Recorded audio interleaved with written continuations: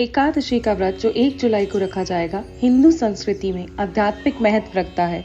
इस व्रत की कथा का महत्व इतना है कि एक बार श्रवण मास के कृष्ण पक्ष में महादेव पार्वती ने ब्रह्मा द्वारा बताई गई योगिनी एकादशी की महिमा सुनी थी। व्रत कथा इस प्रकार से है। आषाढ़ माह के कृष्ण पक्ष की एकादशी को योगिनी एकादशी कहा जाता है। अलकापुरी नामक नगरी में एक राजा था जिसका नाम कुबेर था, जो भगवान शिव के भक्त परम्पर में था। उनके सेवक हेममाली नामक यक्ष थे जो प्रतिदिन फूल लेकर पूजा के लिए लाते थे। हेममाली की पत्नी विशालाक्षी नाम से विख्यात थी, जो बहुत ही सुंदर थी। एक दिन हेममाली मानसरोवर से फूल लेकर वापस आए, लेकिन अपनी पत्नी के साथ रमण करने में इतने लिप्त हो गए कि पूजा के समय फूल पहुंचा ना सके। इससे राजा कुबेर को बहुत रोष आया। उन्होंने अपने सेवकों से हेममाली को बुलाने को कहा। सेवकों ने बताया कि हेममाली अपनी पत्नी के साथ विलासित हो रहे हैं। यह सुनकर कुबेर ने हेममाली को अपने सामने बुलाया।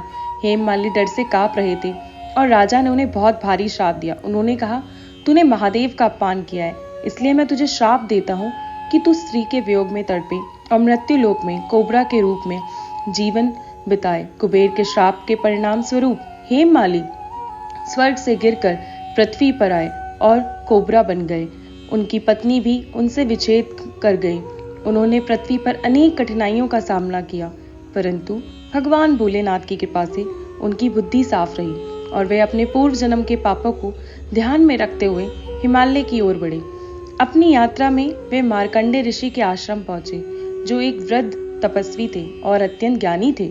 हेममाली ऋषि के पास गए और उनके चरणों में शीश झुकाया। मार्कंडे ऋषि ने पूछा, तूने कौन से पाप किए हैं जिसके कारण तुझे इन कठिनाइयों का सामना करना पड़ रहा है? हेममाली ने अपनी कहानी सुनाई।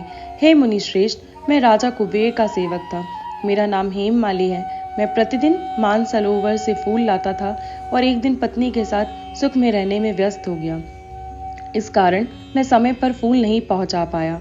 तब राजा ने मुझे श्राप दिया कि मैं स्त्री के वियोग में तड़पूं और मृत्युलोक में कोबरा के रूप में जीवन व्यतीत करूं। आप मुझे कोई उपाय बताएं जिससे मेरी मुक्ति हो सके। मार्कंडे ऋषि ने कहा। हेममाली को योगिनी एकादशी नामक व्रत करने को कहा। उन्होंने बताया कि इस व्रत से सभी पापों का नाश हो जाएगा और उन्हें मुक्ति प्राप्त होगी। हेममाली ने ऋषि के उपदेश का पालन करते हुए योगिनी नामक एकादशी का व्रत किया और इस व्रत के बल से उन्हें शाप से मुक्ति मिली। उनकी पत्नी के साथ सुखपूर्वक रहने का आनंद प्राप्त हुआ।